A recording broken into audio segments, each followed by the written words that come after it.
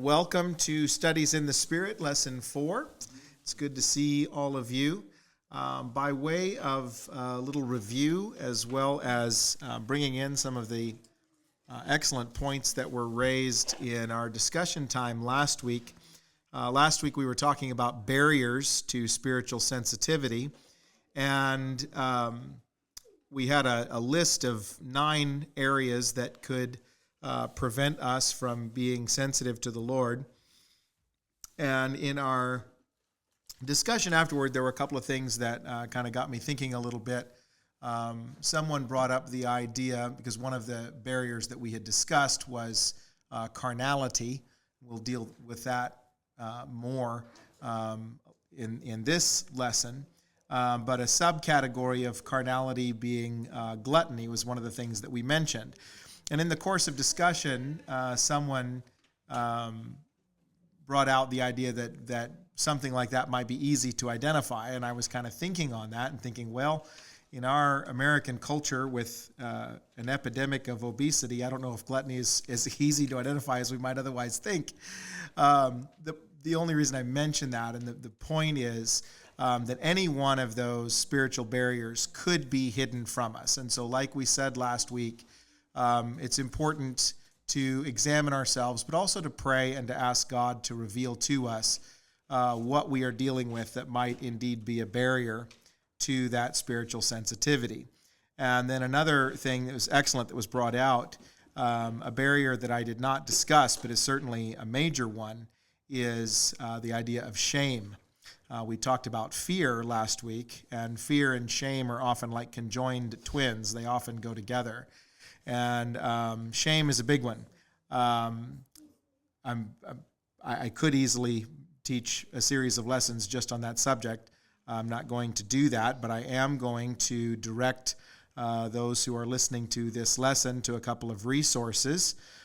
Sister Lori Wagner, an author, a fellow graduate of the same seminary that I went to, and well-known speaker, has written a book entitled A Scarlet Letter. Once again, that's Lori Wagner, A Scarlet Letter, and that is addressing shame. Also, there is a series of lessons available online on YouTube, and that is from Bishop Chester Wright from Annapolis, Maryland. And as I mentioned, he has an entire series of lessons on the subject, and he has been ministering to the issue of shame for many, many decades and has a lot of great insights. So just wanted to kind of mention that, and we will move then into the lesson tonight. Our title for this lesson and for the next few following, will kind of be a multi-part, is Gateways to Spiritual Sensitivity. So again, last week we addressed the idea of barriers. Now we're addressing the idea of how we actually get there. How do we step into a situation where we are sensitive to the voice of the Lord? And so we're going to start with a primary gateway into spiritual sensitivity, and that is fasting. And I'm not going to try to cover absolutely every single passage in the Bible about fasting, although I did pull all of them in studying for this series of lessons. We will just hit, the more significant ones and discuss kind of the essentials. So I'm anticipating 2 to 3 lessons on this subject, just kind of depending on how we progress. So tonight we are going to begin with Isaiah chapter 58. If there is a single passage on fasting in the Bible that I would recommend to someone, it would be this. The close second would be Jesus' teaching on fasting in Matthew chapter 6. There's a lot in the Bible about the subject, but again, this is probably the most significant single passage on the subject in the Scriptures. So, Isaiah chapter 58, we're going to read the entire chapter, and then we're going to go back through it and kind of break it down and discuss it. Isaiah 58, verse 1, "Cry aloud, spare not. Lift up your voice like a trumpet. So this is God speaking to the prophet Isaiah saying, I want you to make sure that everybody hears what you have to say. Say this loud, okay? Tell my people their transgression, and the house of Jacob their sins. Yet they seek me daily and delight to know my ways, as a nation that did righteousness and did not forsake the ordinance of their God. They ask of me the ordinances of justice. They take delight in approaching God. Why have we fasted and you have not seen? This is now quoting the attitude of the people. Why have we afflicted our souls and you take no notice? God responds, in fact, in the day of your fast you find pleasure and exploit all your laborers. Indeed, you fast for strife and debate, and to strike with the fist of wickedness. You will not fast as you do this day, to make your voice heard on high. Is this the fast that I have chosen, a day to afflict a man's soul? Is it to bow down his head like a bulrush and to spread out sackcloth and ashes? Would you call this a fast, an acceptable day to the Lord? Is not this the fast that I have chosen? To loose the bonds of wickedness, to undo heavy burdens, to let the oppressed go free, and that you break every yoke. Is it not to share your bread with the hungry, and that you bring to your house the poor who are cast out? When you see the naked, that you cover him, and not hide yourself from your own flesh. Then your light shall break forth like the morning.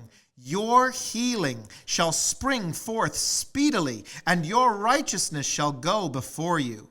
The glory of the Lord shall be your rear guard. Then you shall call, and the Lord will answer. You shall cry, and he will say, Here I am. If you take away the yoke from your midst, the pointing of the finger and speaking of wickedness, if you extend your soul to the hungry and satisfy the afflicted soul, then your light shall dawn in the darkness, and your darkness shall be as the noonday. The Lord will guide you continually and satisfy your soul in drought and strengthen your bones. You shall be like a watered garden and like a spring of water whose waters do not fail. Those from among you shall build the old waste places.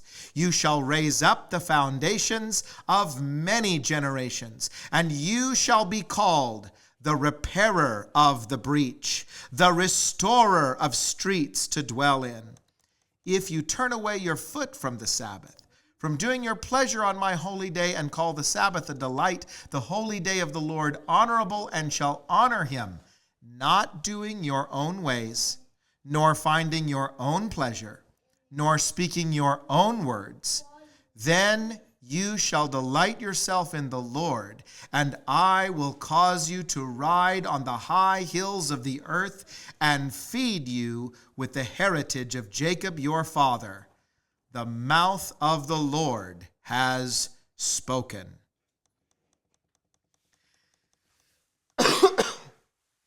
Very powerful passage. We're going to go back through. We're going to pick up at verse 3. The people are saying to God, why have we fasted and you have not seen? Why have we afflicted our souls and you take no notice?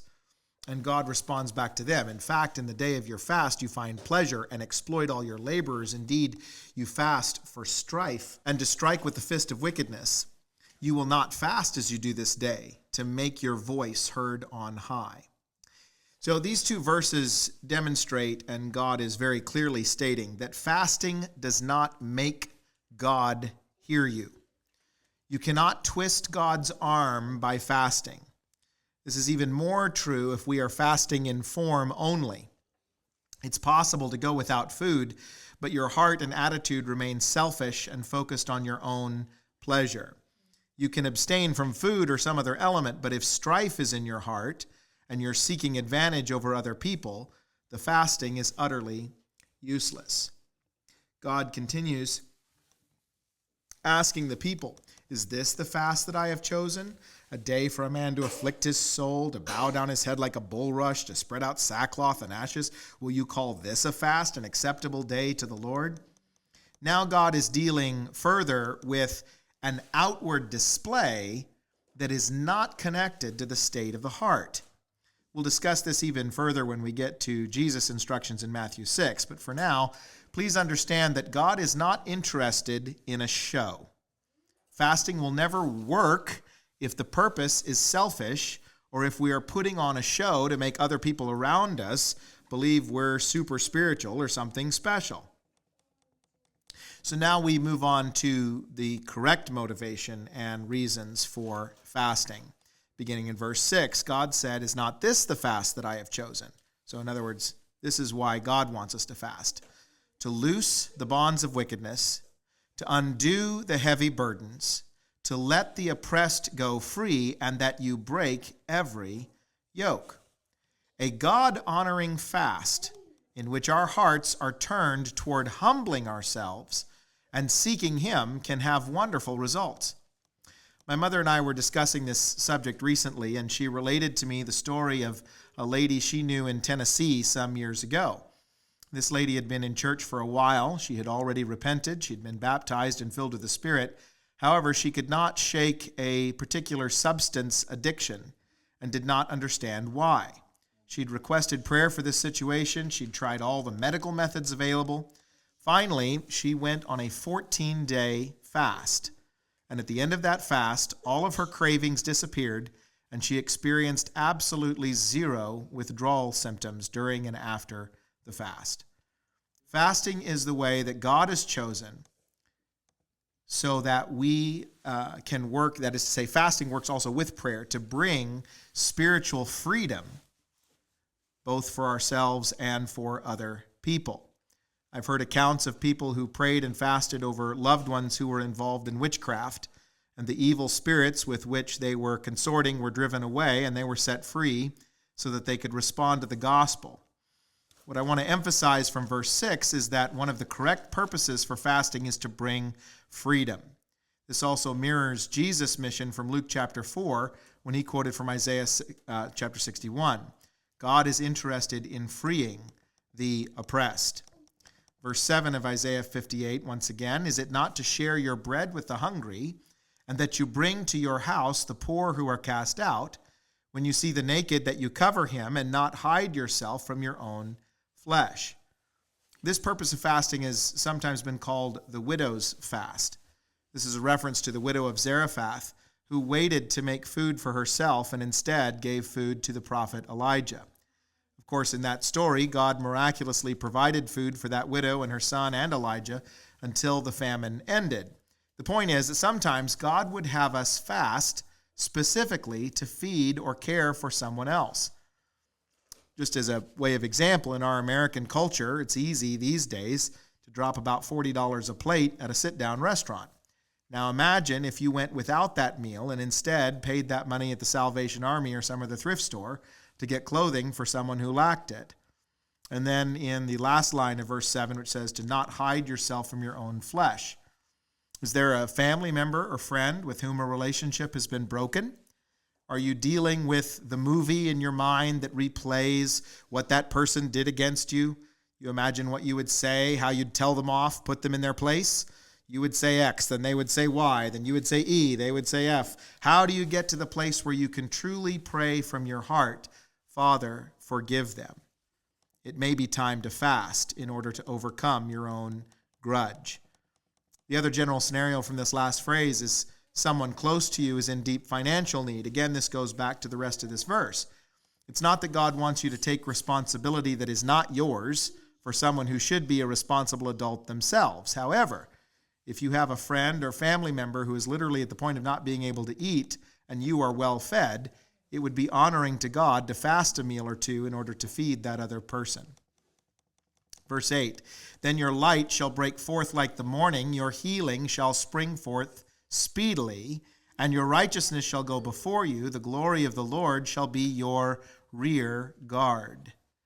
Verse 8 shows us that if we are fasting for the right reasons, with the right motivation, which in one way or another is focused outside of ourselves. Because even when we're fasting to humble ourselves and to be more sensitive to the voice of the Spirit, this goes back to what we discussed in Lesson 2. Our purpose is to help others around us and show them the love of God.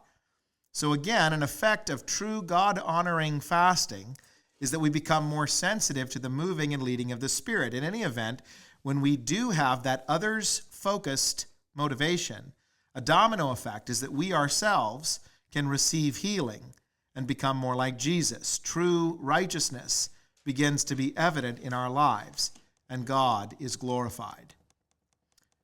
Verses 9 and 10, "Then you shall call, and the Lord will answer. You shall cry, and he will say, 'Here I am.' If you take away the yoke from your midst, the pointing of the finger and speaking wickedness, if you extend your soul to the hungry and satisfy the afflicted soul, then your light shall dawn in the darkness, and your darkness shall be as the noonday. The Lord will guide you continually and satisfy your soul in drought and strengthen your bones. You shall be like a watered garden and like a spring of water whose waters do not fail." This goes back to what we said at the beginning of the chapter, where we were looking at how God was saying, in essence, you're fasting because you're trying to get me to do something that you want me to do. You're trying to get my attention. That's not going to work. If I'm fasting to make God answer me, so much for that. It's not going to happen. I cannot make God do anything.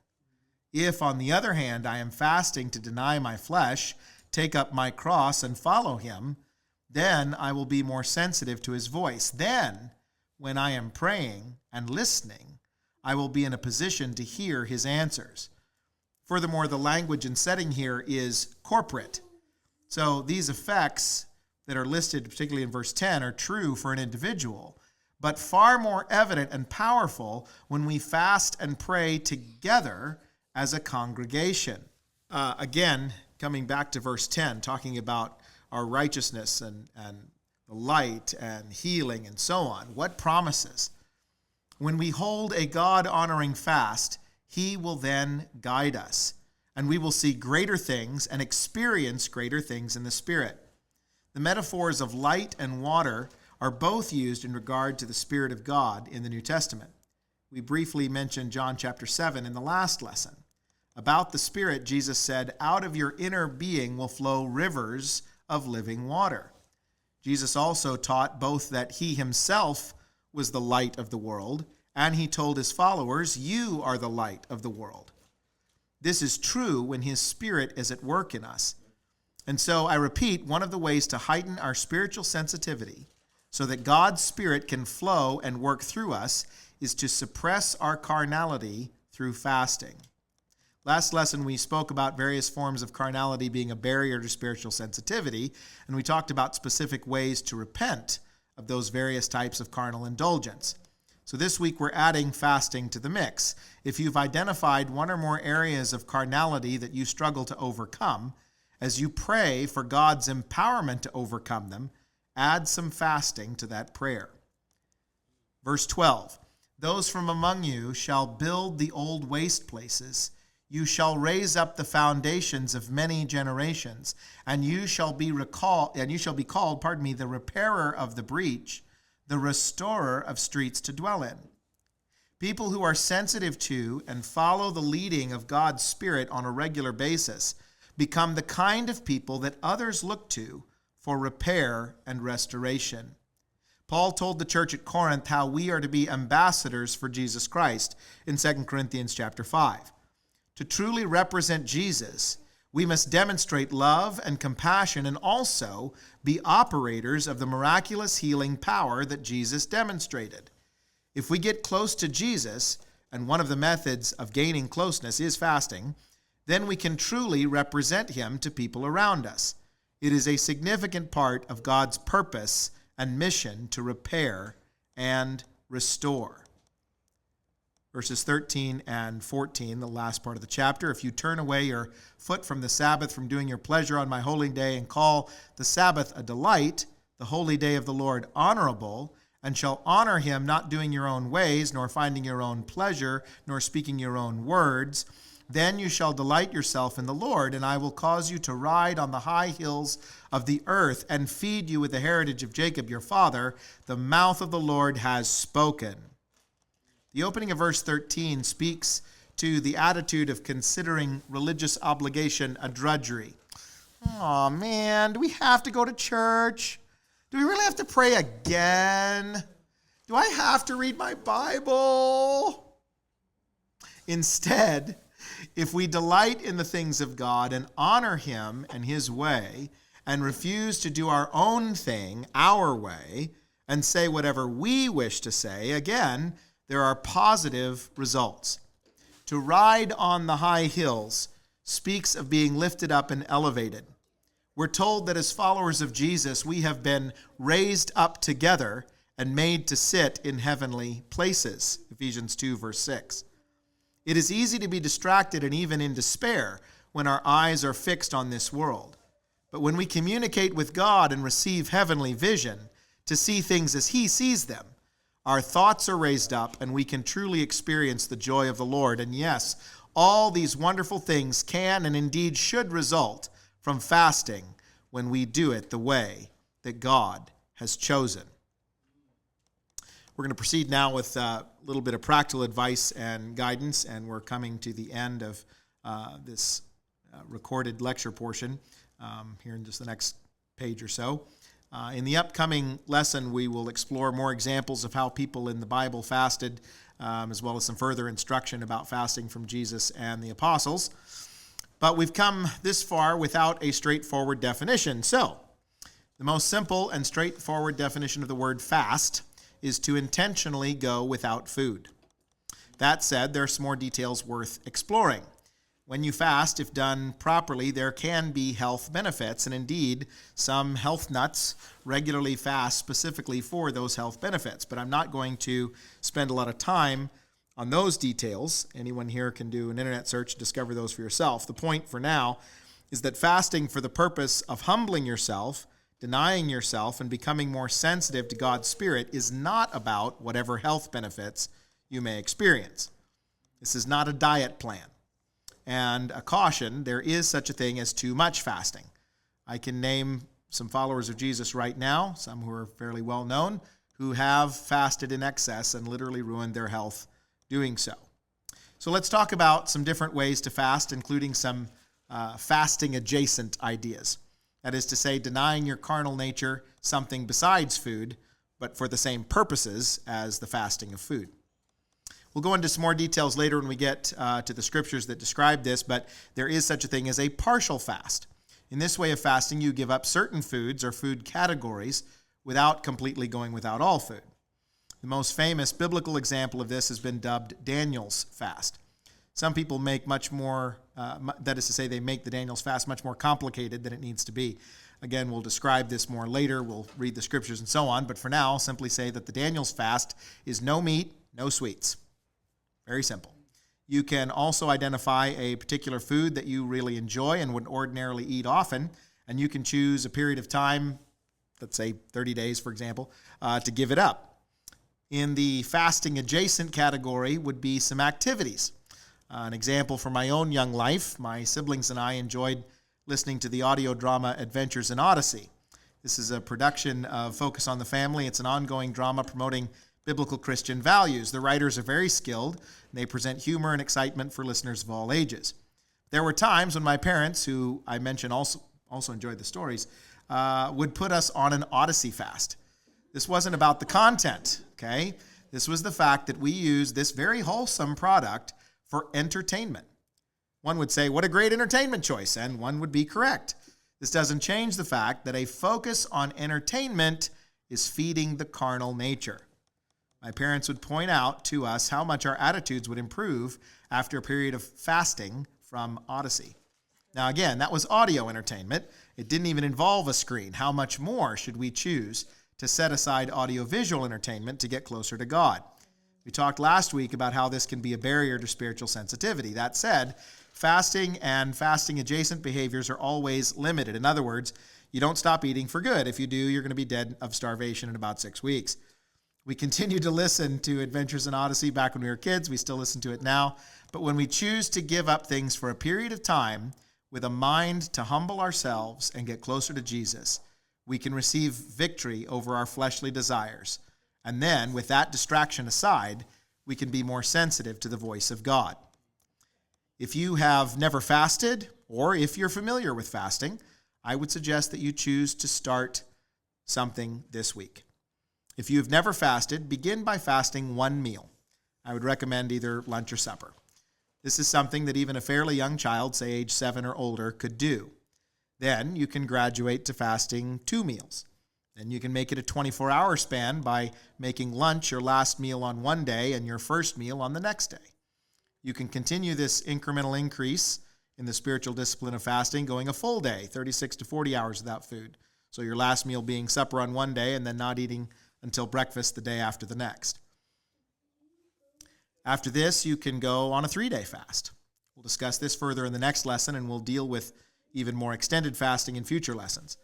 But as a closing piece of guidance, going into and particularly coming out of a fast, you have to exercise discipline in order to prevent damage to your body or making yourself sick.